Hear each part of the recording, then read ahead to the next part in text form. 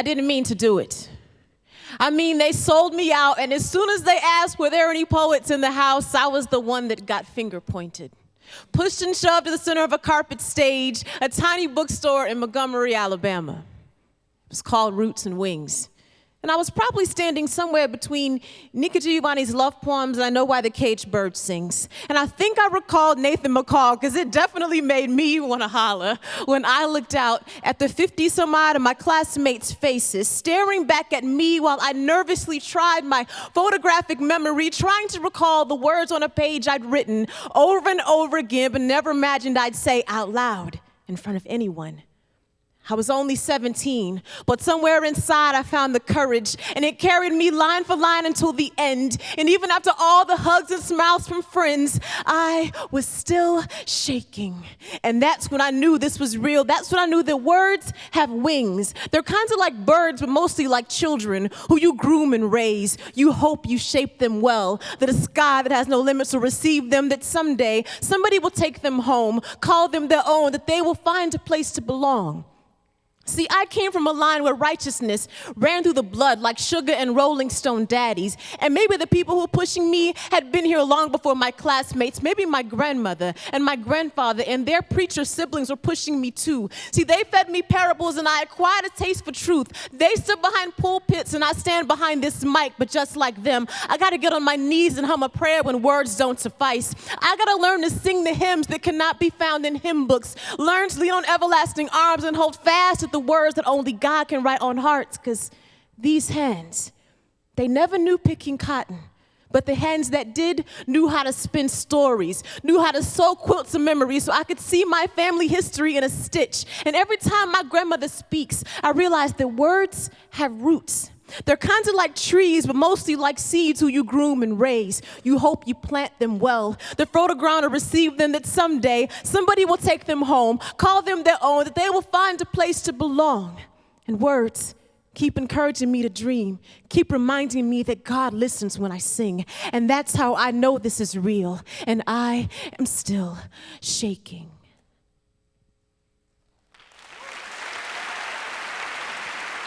Hey, Wheaton.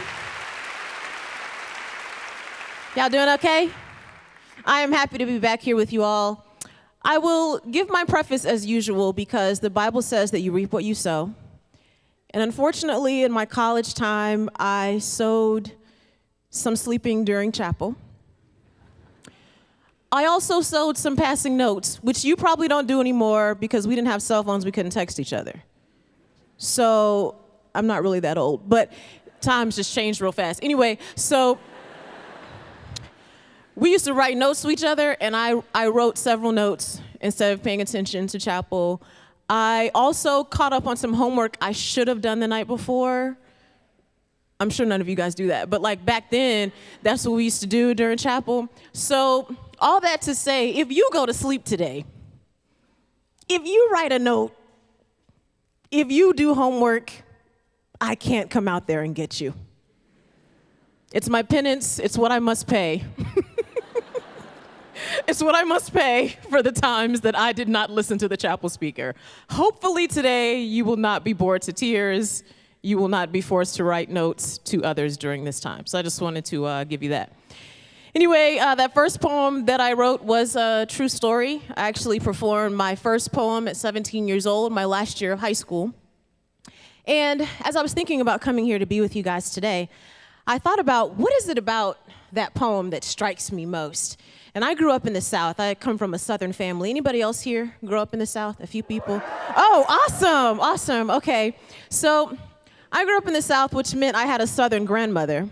And I don't know how many of you have had this experience, but I feel Southern grandmothers are different than everyone else's grandmothers for some reason. I didn't really have a Midwest grandmother or an East Coast grandmother or a West Coast grandmother, so I don't really know. You guys will have to tell me after this is over how those grandmas are.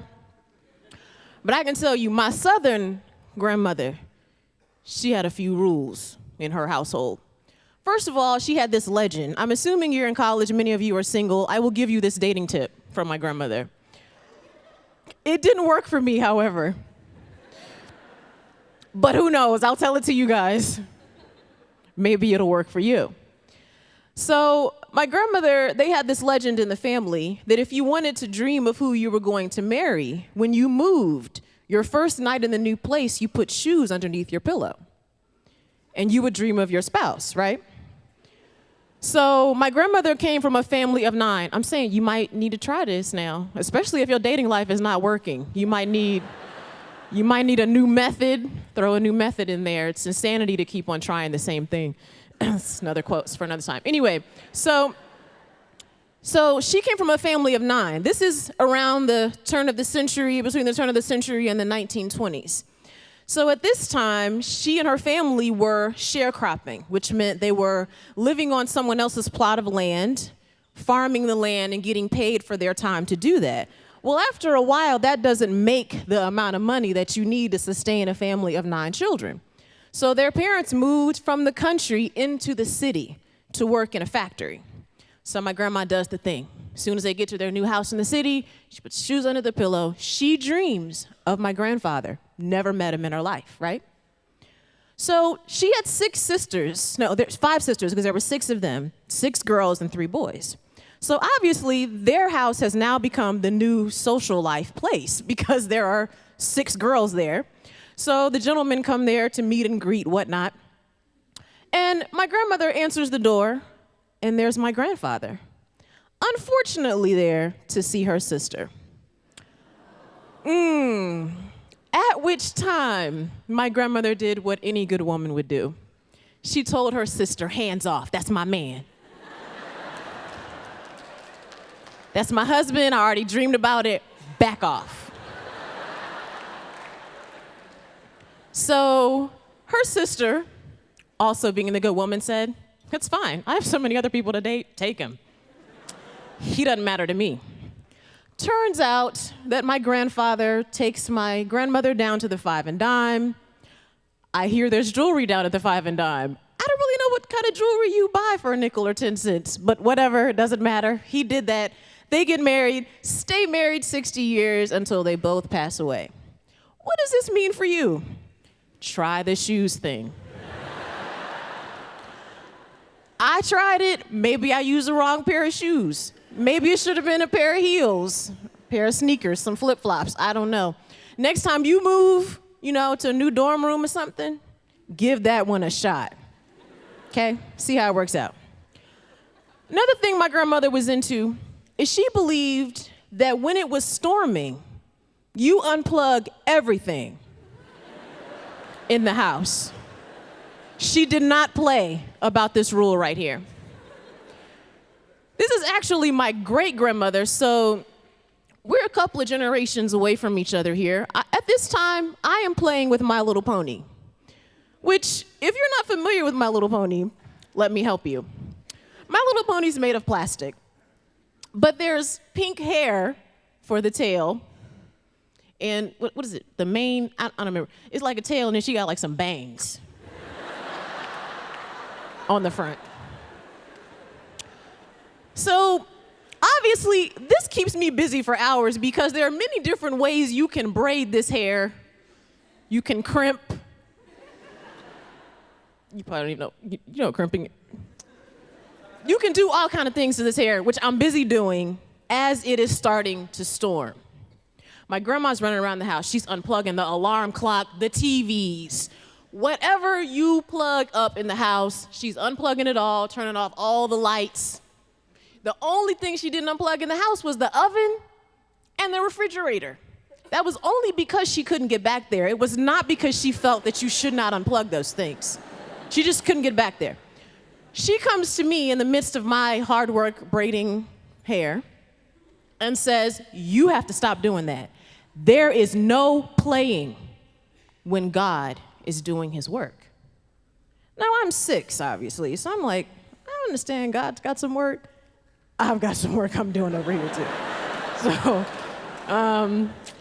can he work and I can work? I don't know why it has to be like one or the other, why we have to choose. I don't really understand that. But then my grandma gave me that look, like this one right here, from the side. Like you just getting the one eye. It's not even both of them. And then she turned and looked at my grandfather, who was a portly man, which meant his belts were like this thick right here to get around that waist. So she looked at my grandfather, who put his hand right there on the belt, and I was like, I had a change of heart. I feel like My Little Pony can hold off, it's cool, I'll lay down like you said. So we lay down on the bed, and my grandma's telling me, she says, you be still and be quiet when God is doing his work. And I told her, I said, well, Grandma, I hate it when it rains. She said, you never say that. You never say you hate it when it rains, because that means you hate it when God is doing his work. Now, obviously, I didn't quite understand this at 6. Now, at this point in my life, I kind of get what my grandma was trying to say. And I think in our generation, in this phase of our life, we have a lot of knowledge of God. I mean, I've probably read at least 15 books about God, right? Like, if you think about all the books you've read that are about God, about spiritual life, I've got a lot of information. It's one thing, though, for me to know all the facts about Will Smith, for example, for me to know when Will Smith was born, where he came from, how he got started in his rap career. But just because I know a lot of facts about Will Smith doesn't mean I know him, right? And now my grandmother has since passed on. She passed away when I was 17 years old. But I think about her a lot. My great-grandmother actually didn't have an education past the 8th grade. She had to work.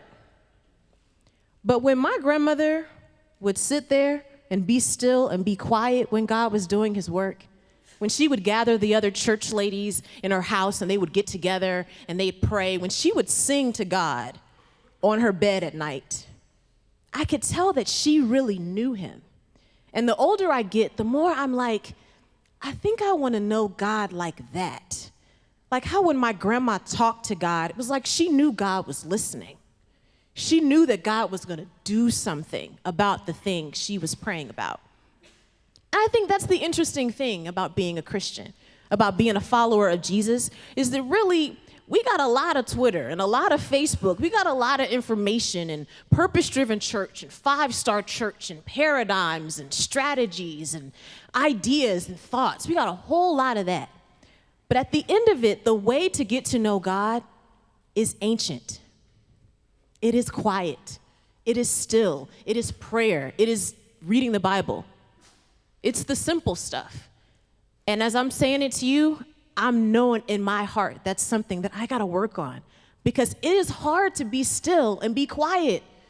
I want to look at Instagram. I got to see what people are doing. I got to see what pictures they're taking here. But in the end, if we really want to know God, not just say we are a Christian in name, if we really want to know who God is, I think my grandma was right. It means we got to be still and we got to learn how to be quiet. That's the only way. And that's really tough, I think, for a modern generation, for us to accept that that's true. Like, are you saying I can't get to know God on the go? Is there some kind of package, like, Happy Meal or something? Some kind of Happy Meal quiet time I can get real quick? Like, just like a little verse and like some fries? Can I just do that?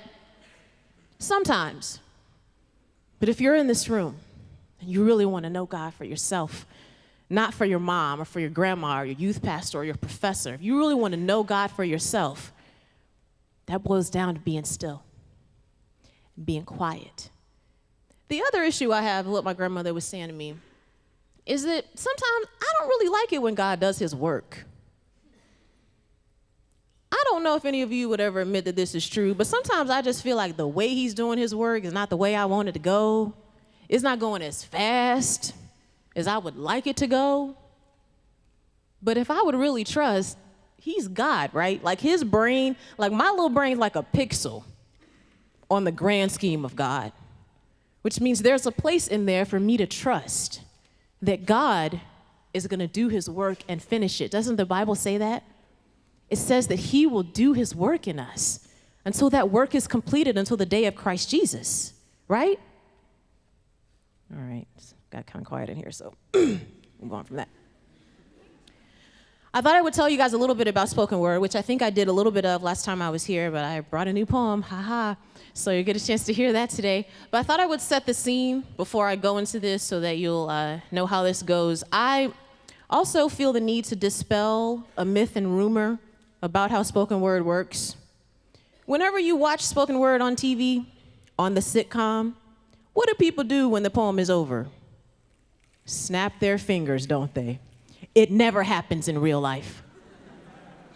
I have never been to a poetry event in real life and seen the poet finish and people are like, yes, beatnik, yes, that was deep. That never happens. So the next time you go to a poetry thing, clap when the poet's finished if you like it. If you don't like it, in certain rooms you can boo. Don't boo here though, because we're all Christians, we never boo each other. But, although sometimes we should. But anyway, so don't boo here, just be silent. If you don't like it, then you can just be like, I didn't like that one. I'll just be quiet. Okay? How the snap works is you snap if during the poem the poet says something you dig. In an effort for you to not stand up and yell, yes, and the poet can't remember what they were saying. So if you like it, then you get one of these, like, okay, I dig that, what you're saying. Then when it's over, you either no booing. You either clap or you just like nod your head and hope they finish soon. Okay, so when I first got to college, I went to my first open mic. I'm probably 19 years old. I've walked into a hole-in-the-wall room that's like a fourth of this stage with 200 people packed into it. There's a guy with long dreadlocks in the back smoking weed. This is my first time seeing someone smoke weed in public. According to what I've seen on television, I'm sure the police are gonna raid this place. Like any minute now. Unfortunately, in real life, sometimes that doesn't happen, and he continued on enjoying that while I was afraid for my life. This is where I cut my chops performing. So in this kind of room, I mean, the poets are like really great, and I'm still like shaky hands, reading on my journal, you know. And the guy who goes on before me says this line. He says, I'm like a bed of nails, something on point that you don't sleep on. At which time I'm thinking, can I erase my name? Is it too late to not go up? Because that was really great, and I feel embarrassed to like do this. So I went up, and my friends went with me. I dragged them with me, so I have two friends. So all three of us went on right after, one after the other. And the host comes up after we finished, and he says, y'all in college, right? Many of you know, when you're in a place full of grown people, the last thing you want somebody to say is, y'all are in college, right? You at least want somebody to be like, where do you work? So you could be like, oh, you thought I was grown, didn't you? You thought, I'm like a sophomore, but you thought I had a job. You at least want that moment. Unfortunately, that moment did not happen for me. And of course, we're like, yeah. He says, life is a war. You're looking at a room full of veterans. So when you go out here and live a little bit more life, then you can come back in this room and spit some poetry. At which time, my friends have elbowed me to death because they're ready to leave. And in no uncertain terms have let me know we will not be dragged to another open mic with you, because now we're embarrassed. But that taught me a good thing. First of all, it taught me that in that room where there are people that smoke weed in public, in that room where there are bunches of people who don't believe like me, I want to be able to say something in a poem that is God's heart that people can get with it. They can respect it. Because in a room of people that don't believe in God, they're not just going to go, yeah, I agree with that. They may not agree. But at least they can respect with how I say his message. Does that make sense? So this is how I got started doing spoken word, and I thought I would try a poem here that I might do in a room like that. Because my husband and I, we host an open mic in Atlanta about 4 times a year. So I still get a chance to experience that room where there are people in there saying all manner of things I disagree with. They say whatever it is that comes to their heart to say. And many of you probably have friends who They wouldn't call themselves Christians, but they're honest with you about their lifestyle, right? They're honest with you about however it is they live, but sometimes we feel like, man, I better not be honest about Jesus. I don't think that's right. I think for some of my friends, whatever their life choices are, I should be able to hear them out, listen to them. And in turn, I should be able to share my story too. And I think people can respect that. Everybody's journey that gets them to come to Jesus is different.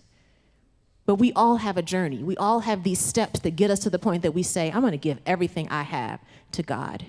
And I feel like a part of that is hearing other people's story. So I will tell you this poem that I decided to do at an open mic. I decided to write a poem about being abstinent. Some of you might be abstinent in here. Some of you might not. But anyway, I decided to write a poem about this because on the open mic scene, there's this thing called erotic poetry, which is basically pornography in a poem. It's a poet getting up there and saying all manner of things you don't want to hear. You don't want to hear that. And I'm at the open mic with my sister, and I'm like, I want to write a poem to answer this. What would that be about? She's like, you'd have to write a poem about being celibate. That'd be the only thing you could write about. So I was like, what you trying to say? Anyway, so I decided to write a poem about this because I thought it will be interesting to provide a different story, to provide a different voice to this issue. Of course, I'm scared to death because I realize I'm going to go to this open mic and say that I'm not having sex in front of a bunch of people who are having sex and will continue to do that after I finish talking. They're going to look at me and go, man, she's not getting any? That's unfortunate. Not me, though, you know? So I want you to hear the voice of this poem that I wrote this poem before I got married. I am no longer celibate due to that marriage. Thank you, Jesus. So, thank you.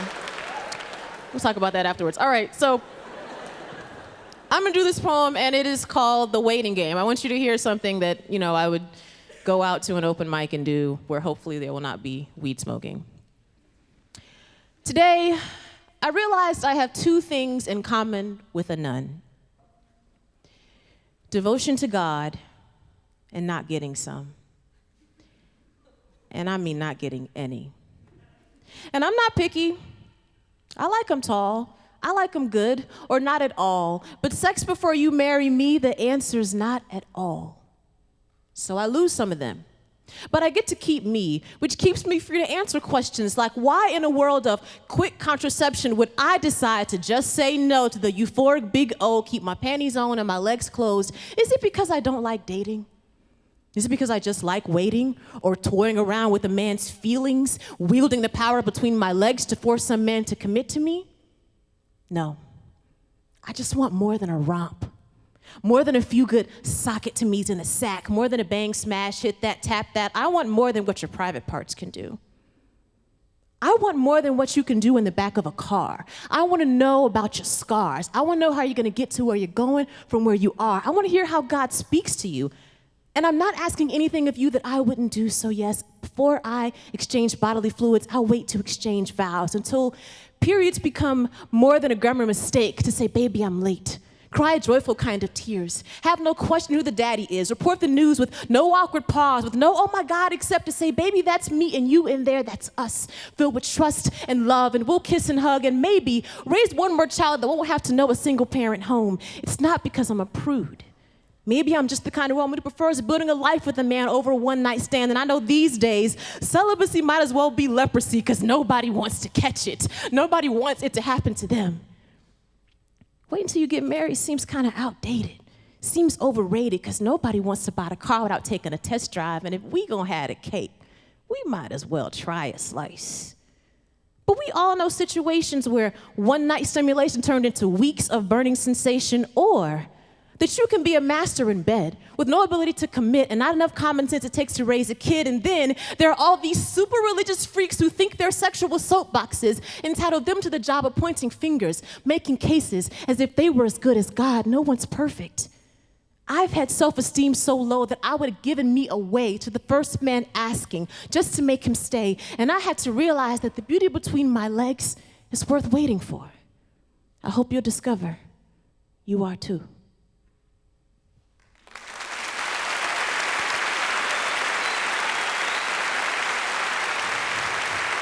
All right.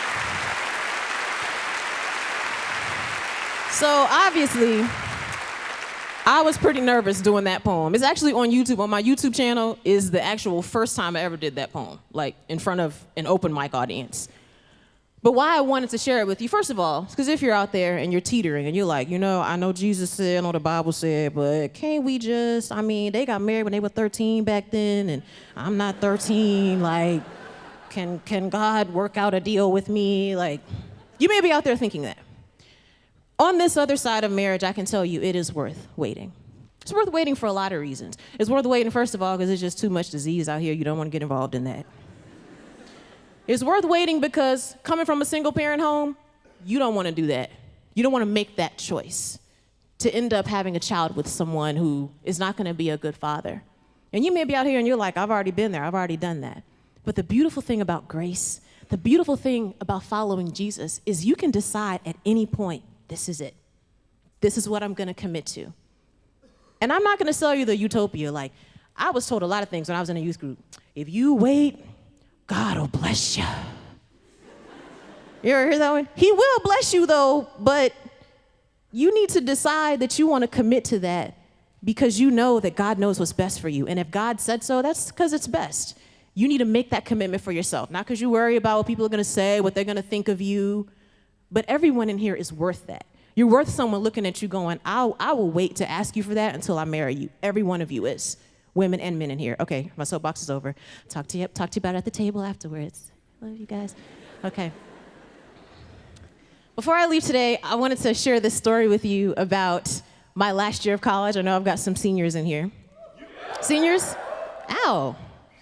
So I wanted to share this with you in closing because I always end up telling this story to like one or two students after I'm at an event like this, and I never say it from stage, so I'm gonna say it here from stage, hoping that it may help someone. So when I got to my last year of college, the school that I went to was really competitive. As we're in there eating lunch, during our senior year, people are literally running in like, I just got hired at JP Morgan. I'm working for Ernst & Young. I just got into Cornell. What are you doing, Amina? At which time, seniors understand, you're like, I don't know. Stop asking me. I don't know. You hate that question by the time it gets this time of year. You're like, don't ask me, I'm gonna be a nobody because I haven't figured out what it is. So what I decided to do is apply to grad school. I figured grad school, I was gonna apply for a master's of fine arts. It's gonna buy me at least 3 years to figure out what I'm gonna do with my life.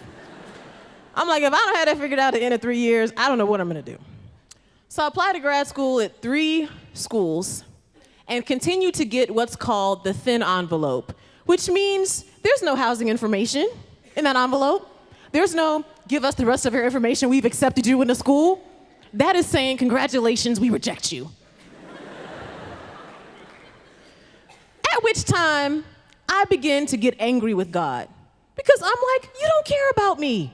You saw me filling out all those applications, going to all these professors I don't like, to get recommendations from them. You saw me. You didn't tap me on the shoulder one time and say, hey, daughter, don't do this. This is not my plan. You didn't give me the God voice. Like, what's up with that, I'm totally angry with God. End up working at a smoothie place, making minimum wage after graduation, as my friends are working at Ernst & Young. At which time, I ended up getting my first opportunity to travel and perform poetry. This taught me a valuable lesson that I want to tell you. I didn't go to God and ask him. My last year of college, I wasn't like, God, here are these gifts. Here are these things I'm passionate about. Here's what I'm thinking I want to do. What do you want to do with me? I didn't go to him because I figured I'm smarter than he is. I got this thing figured out. I'm saving him time so he can work on my roommate because she really needs, she really needs God's time. So I'm going to plan my whole life out and save God the time, really. But if there's any advice I would give you, if there's anything you remember I've said today, whenever you're at a point in your life that you don't know, ask God. I know it sounds so simple, but in James it says God wants us to ask him for help. If we need wisdom, ask God. He doesn't resent it when we ask him for help. If there's anything you can do when you don't know, go to God and say, God, what do you want from my life? Because it turns out I didn't get into grad school because if I was in grad school, I wouldn't have been able to travel and start doing spoken word, which means I wouldn't have met people like Margaret Feinberg, which means I wouldn't be here with you guys, which means I wouldn't be doing what God really called me to do. So if there's anything you can do, go to God and say, God, what is it that you want to do with my life? God, is this person I'm in a relationship with the person you want me to be with right now? Are these the friends you want me to hang out with? Am I majoring in the major you want from me? You might be surprised by his answer. But to save you some time from being angry and having your arms folded and being frustrated and going the long way around. God knows everything. Nobody in here is smarter than him. I'm going to close with a poem. Oh, and an announcement. On the 30th, there's this band called Gungor coming to your school. Guess what? I'm on tour with Gungor. I'm going to be back in 2 weeks with Gungor. It's going to be great. You can't miss it. Don't miss it. Don't miss it. I don't want any Facebook messages like, oh, I had to work, I had schoolwork. Do all your schoolwork today. Like everything you got to do, like do it today. Don't wait. Don't wait till then. I don't want to hear any excuses. Get the day off. Somebody else will work that day. Somebody else. Okay. So this last poem I'm going to do is called Betting It All. And you may be out here, maybe you're going to a school like Wheaton, but you haven't decided you're going to follow Jesus. You're still unsure about it. But I can tell you one thing's true. In life, we're all going to gamble. We're all going to throw some chips to the middle and hope we get a good return. But the only good return you're going to get in this life is betting everything you have with Jesus. Am I telling you that's going to be easy? Absolutely not. Am I giving you this utopia? No, I am not. But following Jesus is the best thing you're ever going to do with your life. Might be the hardest thing too, but it'll be the best. You got the God of all creation walking with you. So here is this piece, Betting It All. Dear God, I pray and close these eyes, knock these dice, I pray to win. Like last penny, itching to scratch $1 million out of one last dollar. Like the difference between 10 seconds, 10 yards, and a touchdown. Like dropping coins into slot machine wishing wells. All the world's a casino. All the men and women are merely gamblers. Placing bets, counting chips, calculating risks. And these little bitty arms have tried their hand at boxing with God. Arms never long enough. Mind never smart enough to outfox him because he knows exactly what to do to get me to honestly praying. Where I forget the cliches and all the stuff I say to make up for my lack of faith and trust when I ain't got nothing else to give except giving up. It's tough to lay your oh-so-visible life into seemingly invisible hands, but at some point, we all end up in the place where Abraham had to stand, offering only hopes, with little to no hope of regaining what we think we stand to lose. But the amazing thing about God is he never takes away our ability to choose. See, I've stood at many forks in the road, put my life on hold, bartered with God for a compromise, trying to minimize my sacrifice, hoping if I raise him a Sunday morning, maybe he won't see my Friday night. But ain't no betting with God unless you betting it all. That's heart, mind, body, soul. So most times, I fold. And with every lie, the stakes get high until I'm in over my head in a debt I'll never repay, until this humble hustler asks the dealer to deal him in, says if he wins this hand, all debts are on him, but we don't believe him.